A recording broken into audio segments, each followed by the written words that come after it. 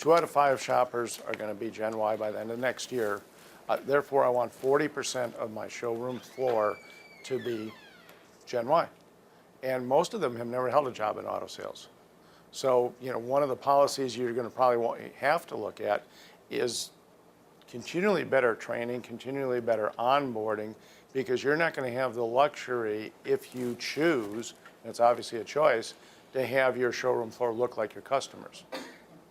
And again, the whole thing we're doing here today is to try and position the idea of going young, getting Gen Y as a competitive advantage.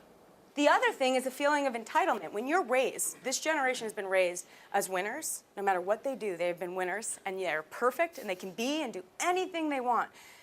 Great intention. That's a great intentions, parenting intentions, to tell your kid you can be and do anything you want.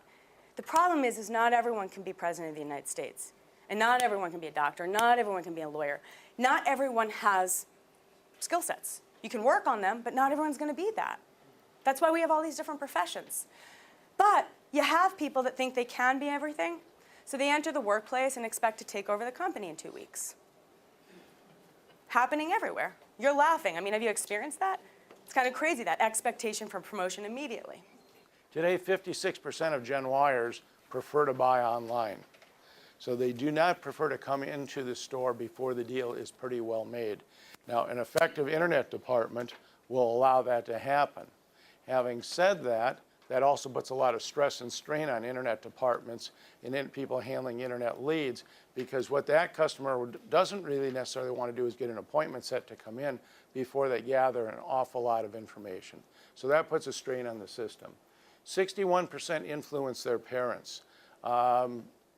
Think back, you Gen Yers, think back when you were a little younger, and you guys who are upper-end Gen Xers or baby boomers, think about how you interacted as a family. Nicole may talk about this a little bit, but family decisions, when I was young, it was you're to be seen and not heard. Now the younger people in the family are part of the decision-making process, especially around research. We're going to go on vacation.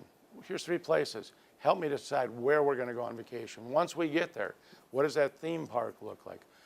All these decisions are made collectively in a family. The family collaborates on decisions rather than mom and dad saying, this is what we're going to do.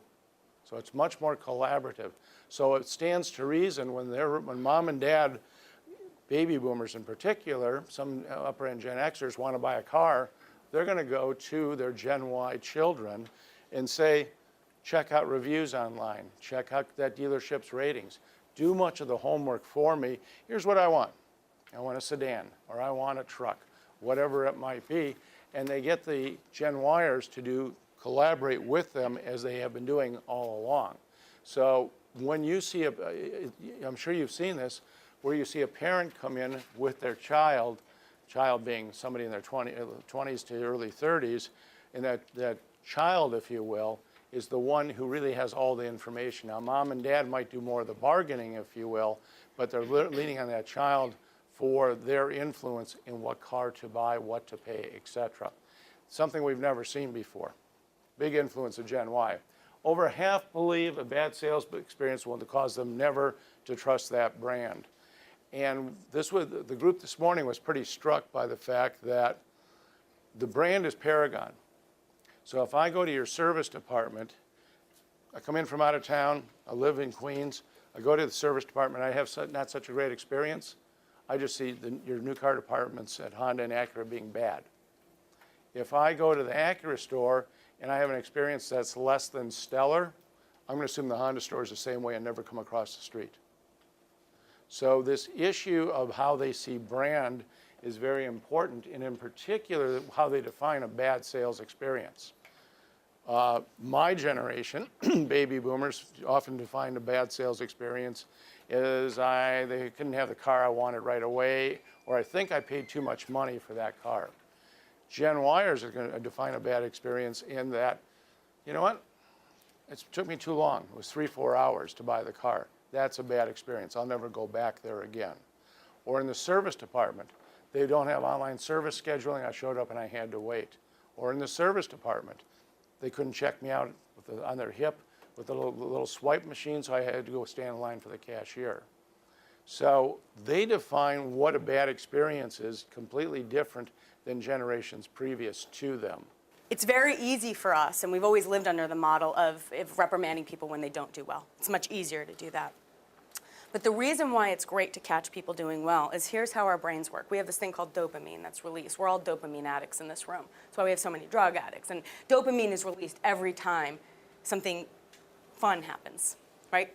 Anytime you eat a food that makes you feel good. Dopamine is that feel-good drug, okay? And dopamine's also released. If I were to give you a lovely tie, look at the yellow guys, awesome ties. If I were to give you that feedback right now, dopamine got released. You're smiling. You just had this little shot. Feels good, right? I'm racist because of dopamine, but I need dopamine. Oh, yeah.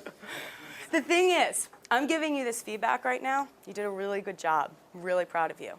Right now is the prime time where you're going to learn something. Right this minute. You're going to learn that you did good. And you're going to repeat that behavior because the bottom line is we are animals. And we do operate. This is conditioning. This is reinforcement. This is all that psychobabble stuff. But if I keep coming at you and I keep catching you doing bad, it literally cuts off that dopamine release, which shuts down your ears, raises your defenses, and we all know defenses are pretty powerful stuff. And you are not going to change the behavior. You're just going to keep on getting worse, and that's a downward spiral. So there's actually neuroscience behind why those small teams are more effective. And that's so we can catch people. If you don't have good online service scheduling, good appointment scheduling, text messaging, again, I think we talked a little bit about that earlier, but they don't want to be called to say, your car's got this problem, what should I do? They don't want to have an email. They want to be texted. This has been proven through some very large dealer groups. That's that's their communication of preference, almost 100% of the time, and you'll turn them off if you don't do that. They don't want to be oversold. They're skeptical when they walk into, especially to a car dealership. So if they want to have information shared rather than be oversold. So that's where this needs assessment, customer interview, whatever you call it, to me is the most important part of the sales process. How important is safety? So rather than saying to them every presentation, let me tell you about the safety features on this car. I need to know, how important is that to you? Let me tell you about MPG. Let me tell you about the warranty. Let me tell you about all these different things. You need to have a conversation with them, and in the conversation, tell them stuff, share stuff with them. Ask them if that's important. But if you're just going to go say, this car's won this award, this car's the safest, this car's this, it doesn't resonate with them. They want information shared. Personalization options, they want to stand out in a crowd. So this is another thing I would, if I were you guys, be trying to figure out is, how can I be more effective in selling accessories? I think you can go with a fairly significantly lower gross, new cars, sell more of them, and have the same gross or better by having a better personalization or accessory strategy.